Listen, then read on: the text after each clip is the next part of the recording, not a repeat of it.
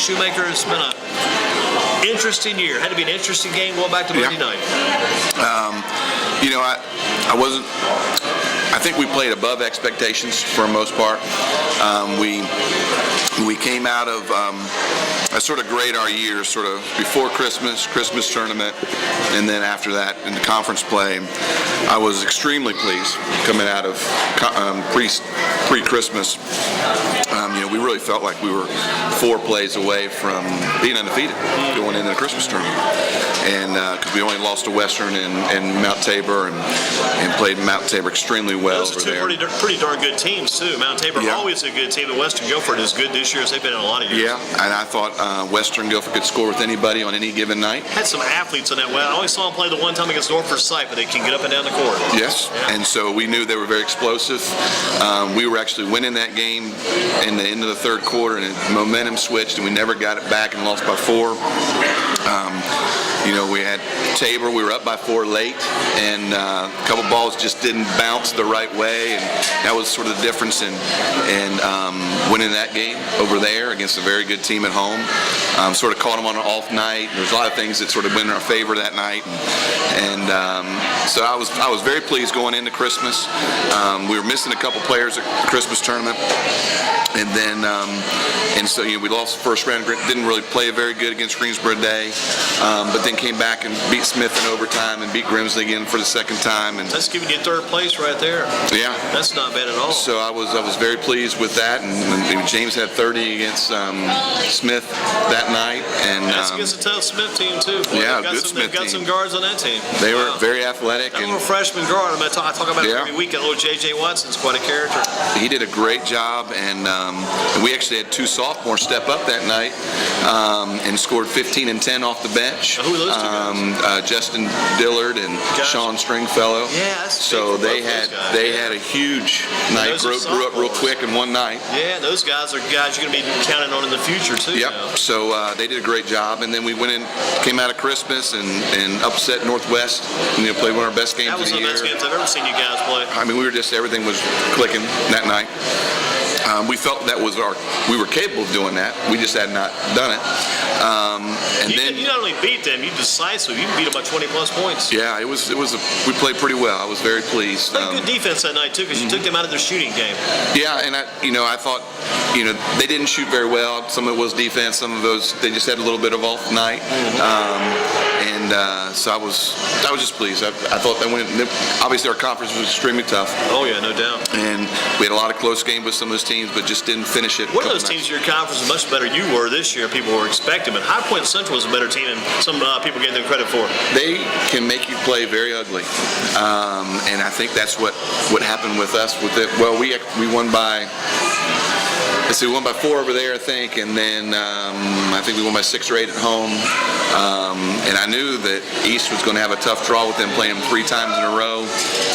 They struggled with them, and they just make you play ugly. They do it. They're athletic enough. They can get you just enough out of your rhythm that sometimes you shoot a quick shot or your screens are not on track, and so.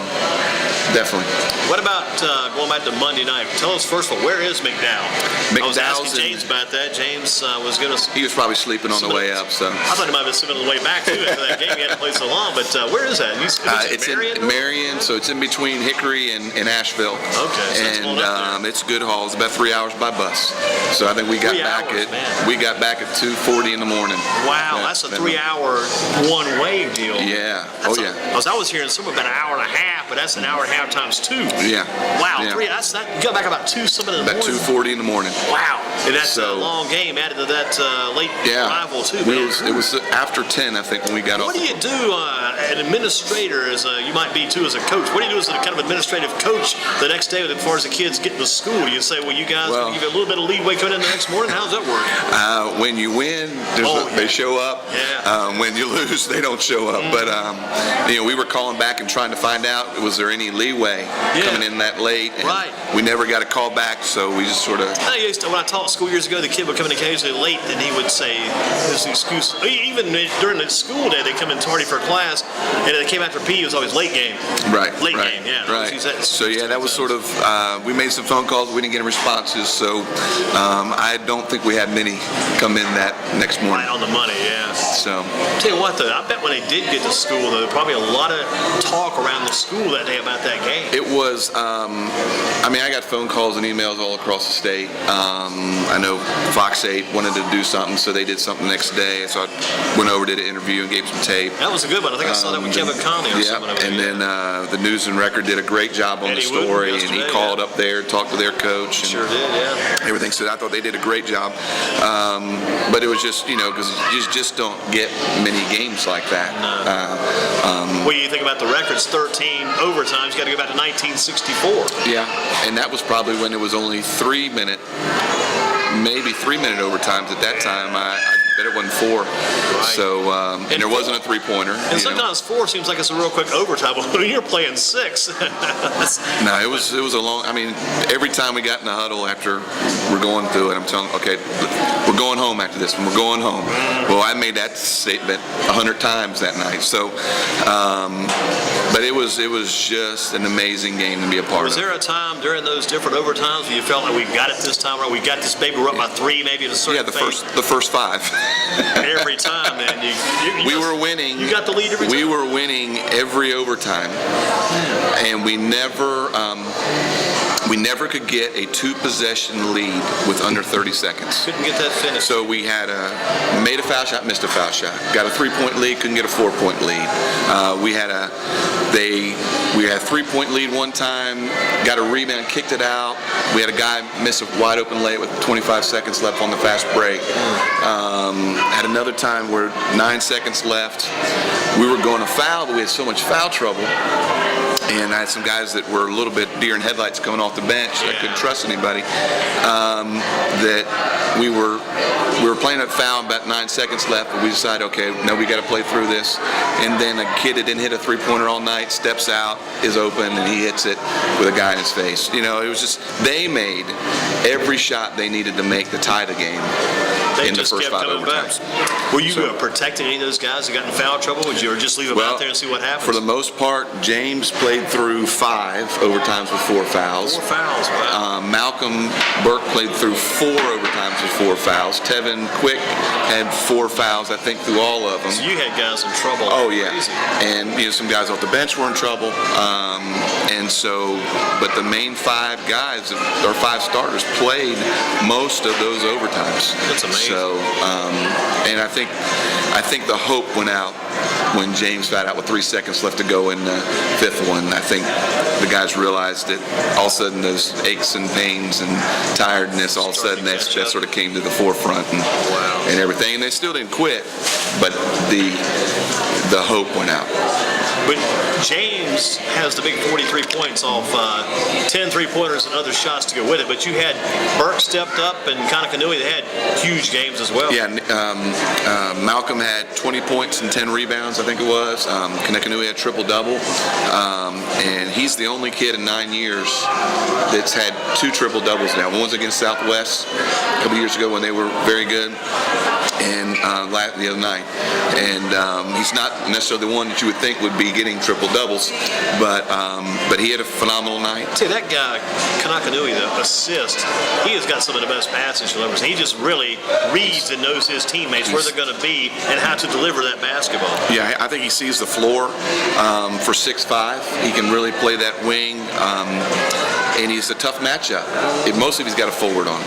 So if he's got a forward on him, then a lot of times he's just crafty. He knows how to use his body. He knows how to get away with it. Yeah, he is crafty. That's a good way to put it. Kanakanui is crafty, and he's got that snap pass sometimes you see. It's just a quick reaction snap pass some people don't use, and you better be ready for it and in position to do something with it when you get it. That's correct. So, he had a tremendous year.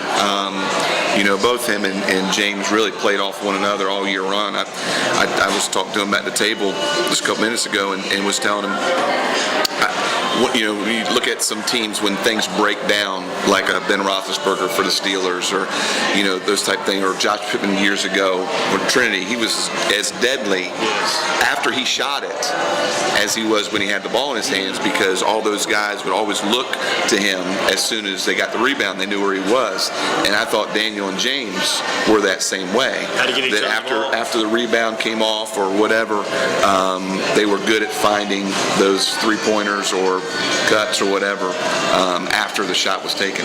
It looked to me like James' game got better as the season wore on. It did. Got better as the season moved on.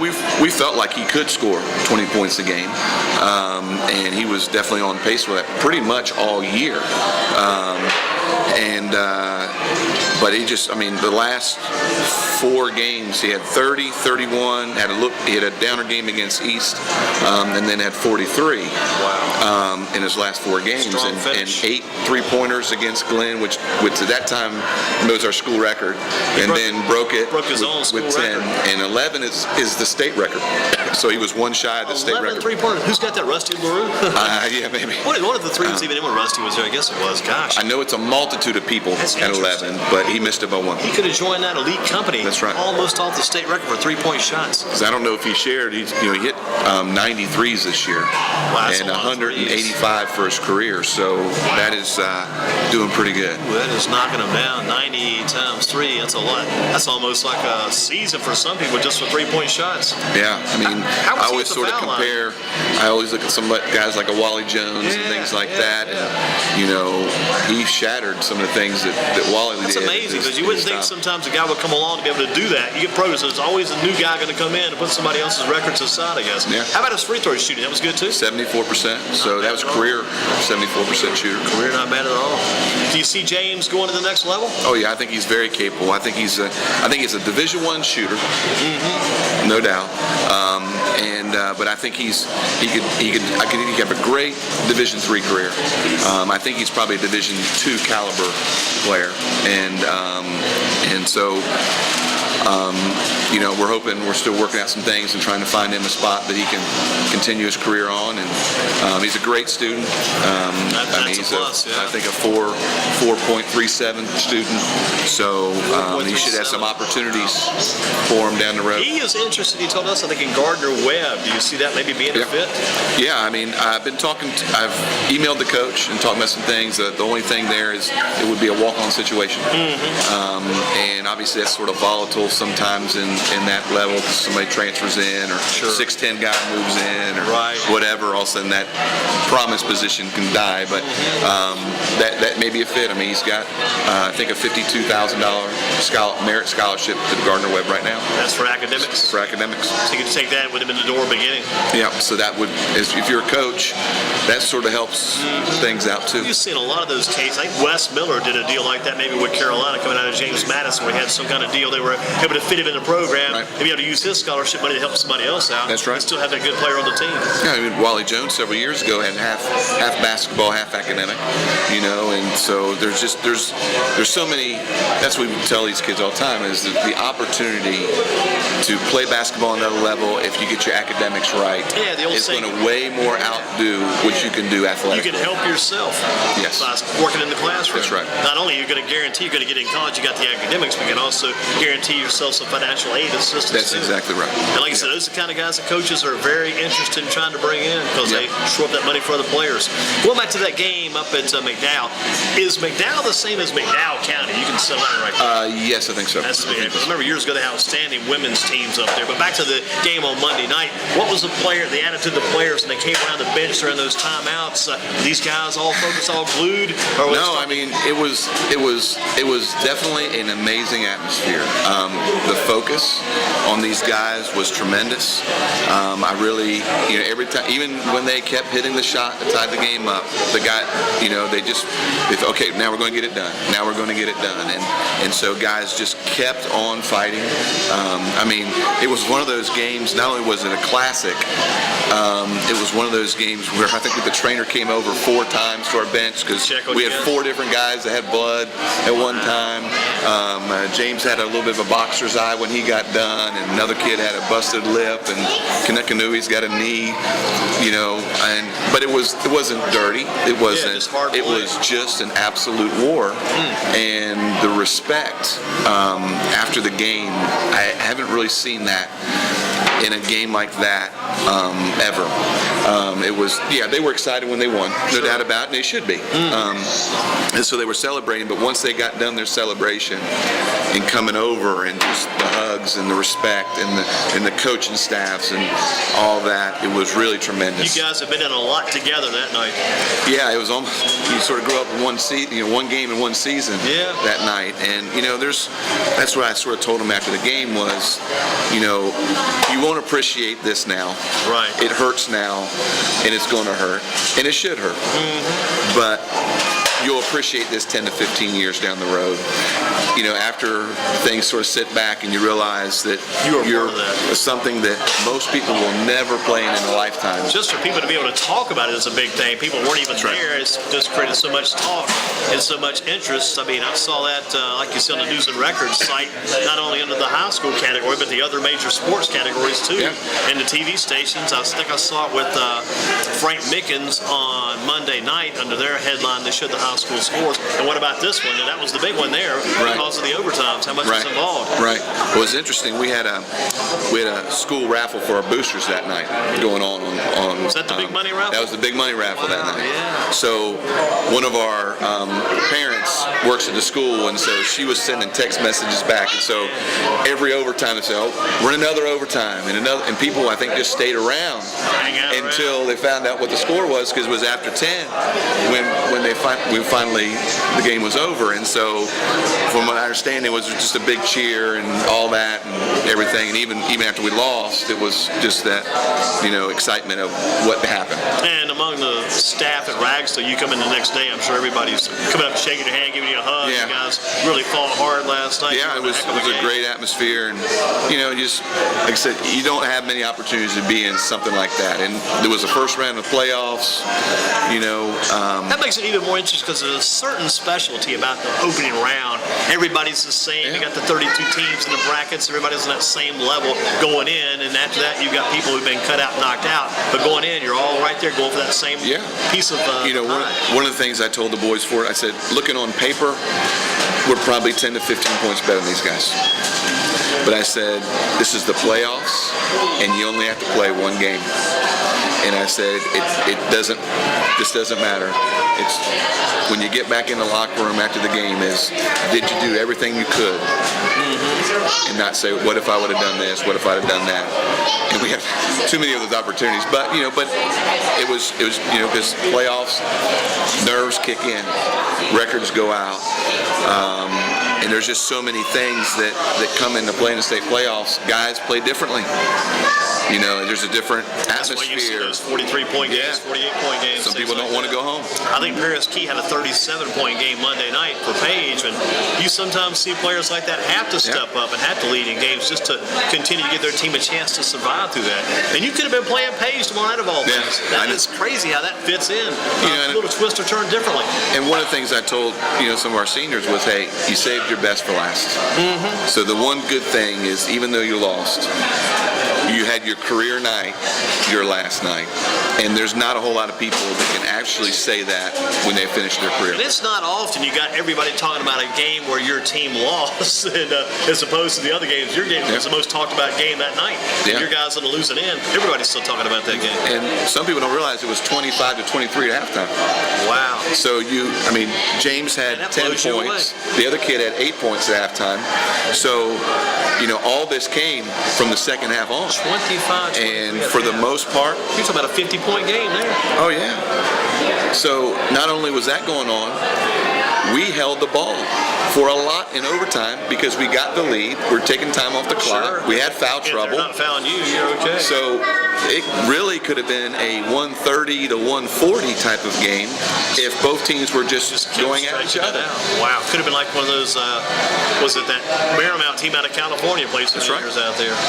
So there's a lot of things that, like those little insignificant things that people don't even realize that, because of the 6 overtimes, we probably held it for 2 to 3 minutes without shooting a shot in several of them, except for the last one.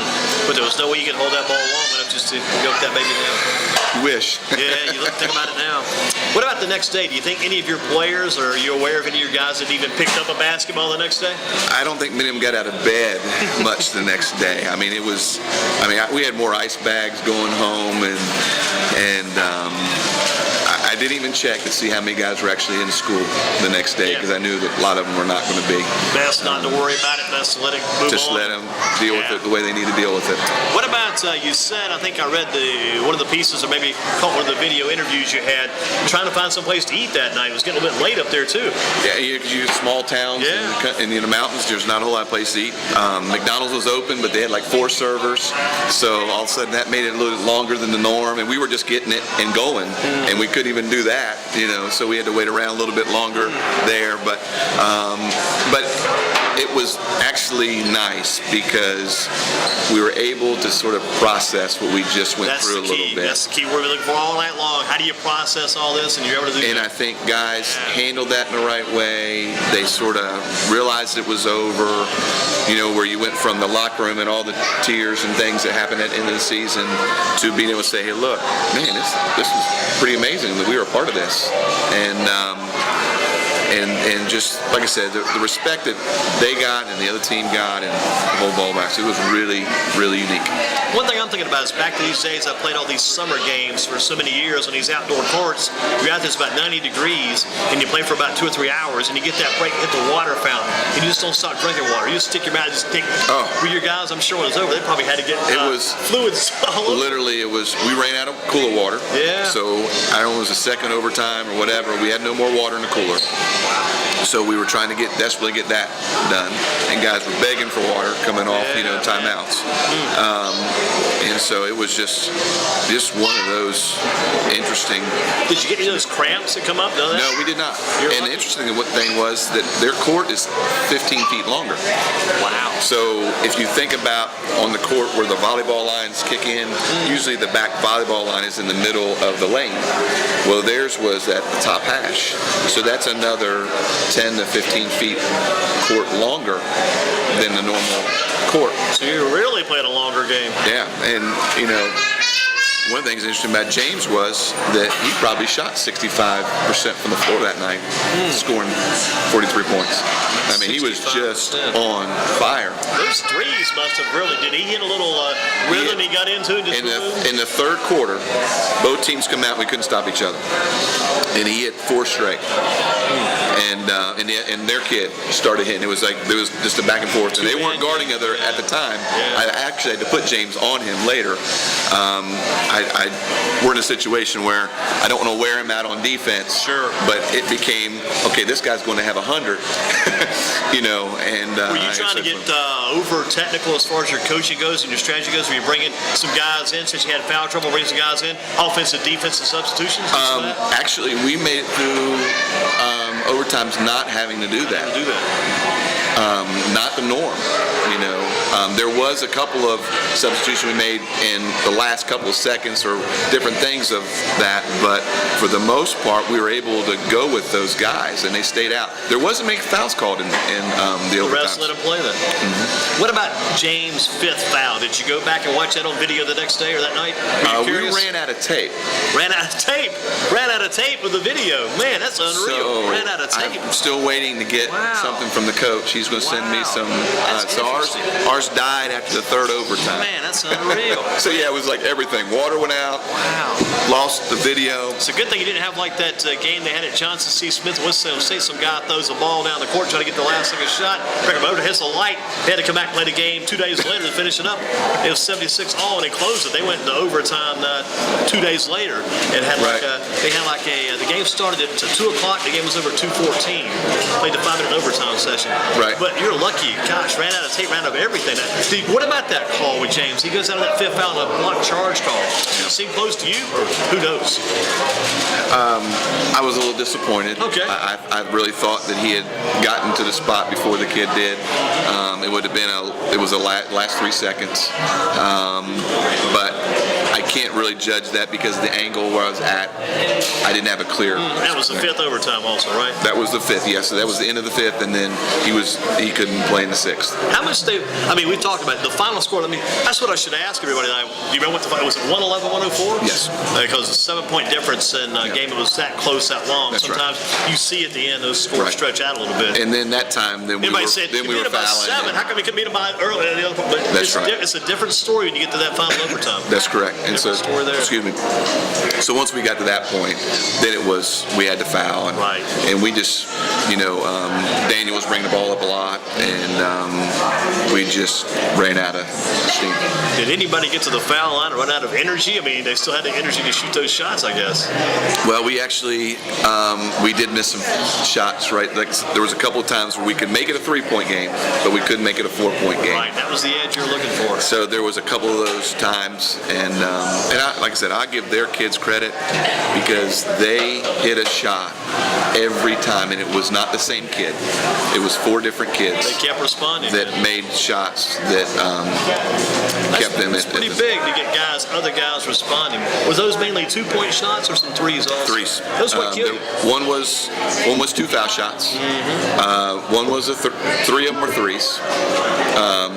And a couple of them, like the one where we missed the layup, and then they got transition, so they had 4 on 3, so somebody was open in transition going back the other way, and the guy knocks it down. They had a kid that I think hit one shot, maybe his only 3-pointer of the season, stepped that, and that was the one with 9 seconds left. You hear so much about those over the years. And they didn't have any timeouts left, so we were telling the guys, let him shoot the 2. Yeah. In fact, there was a guy underneath the basket. We didn't guard him. We were hoping he was going to throw it down to him. And hit the 2. And I saw one kid's eyes light up, but he didn't throw it. So. Wow. What about the guys keeping the scorebooks? Ever had to look at that scorebook and question that a little bit there? That was interesting because the guy that was doing the commentating or the announcer, he couldn't keep up with the overtimes. So he was always one overtime behind when he was doing the announcing, and he couldn't keep up because there was just so many of them. So many numbers out there. Gosh, that's a crazy, crazy game. When you think about all those threes, I mean, between the 2 teams, there must have been a bundle of threes. I think we had 13. 13. I think the kid for them hit 8 personally, but they had a center that was sort of like Kanekanu. He could step back and hit the 3. He hit a couple. The one kid that hit the 1 hit 1, and then another guard hit 1 or 2. So there was a lot of threes. How about those officials? Did they finally sign that book at the end of the night? Did they kind of sign that and just go? I don't know. The one official that was on my side most of the night came over, and after they had enough lead that we knew that we were going to lose. Just wished me well on the trip home, and just said great game and all that type of stuff. But I'm sure they got out of there quick after it was time. They're probably ready to go home too. Yeah, Coach sure. Craig Shoemaker with us, Ragsdale Tigers. The big overtime game on Monday up at McDowell, 111-104. McDowell wins it in 6 overtimes, and then they got beat by Watauga last night. Watauga's got to come in from Boone to play Page tomorrow night. Will you be at that game tomorrow night? Probably not. It's funny how many people will kind of rally around to see this one. Everybody's got the Friday night fixed now. That's right. But you're probably ready after all those overtimes. You might want to take a Friday night off. I still haven't really gotten my sleep back, so Gotcha. I had to be at school the next day, so I didn't have that option of staying. Exactly. So kind of a crazy season, I guess you'd have to say. But I mean, I've been very pleased. We were 15-10, wrapping up the year. 5 games over 500, not bad. 500 in conference, in a tough conference. But I was very pleased. I thought Daniel and James had a phenomenal year. I knew they could. I didn't realize or thought they could do it that long. And they did. And so I'm very pleased with the kids. I think we got for the most part, a maximum out of what we had, and looking forward to next year. Who drove the bus back? That's the question. Me. That's the big thing too, because man, that has to be.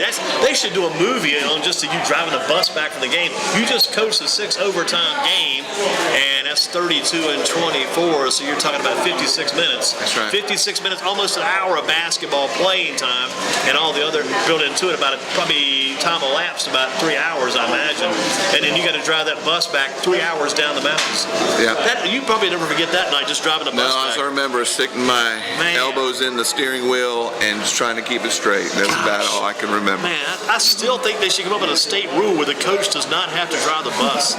Because the hard part about coaching and driving a bus is you're trying to think about your game on the way up there. Sure. And still driving that bus too. And you're thinking about it on the way back. And not to pry into the Guilford County Schools Administration policies, but I wonder, does the coach get extra pay for driving the bus too? Yeah, just part of your contract. Did you you went to McDonald's, did you? We did. Did you get the bus driver's meal? We got the bus driver's meal. We're good. So. I hear you. That was always a good one too. Man, but that is a tough day. And you taught school that day too, right? Yeah. Had classroom duty that Monday. Then you got to get the We did get out early, so the kids got out at 1:30. Yeah. So we had that. Still driving that bus up there. You get up there, you're glad the driving the bus part's over. You're glad you can coach something. You didn't think you'd be coaching all that 56 minutes. Then you got to drive that bus back. Then you got a lot of responsibility. Those kids back in the back of that bus, you're driving these kids back down the hill. Unreal. Do coaches ever rotate and other coaches drive too? Sometimes. Yeah. We could have, but you feel like he was tired too. You just kind of become the man and drive that bus. Yeah, it was more of a solitude for me driving back, being focused because I knew I wouldn't be sleeping. Here's one of those things about driving it back. Too many questions, man. I'm getting too deep, but I'm just visualizing things. You think about it, I bet that bus was real quiet coming back down there, right?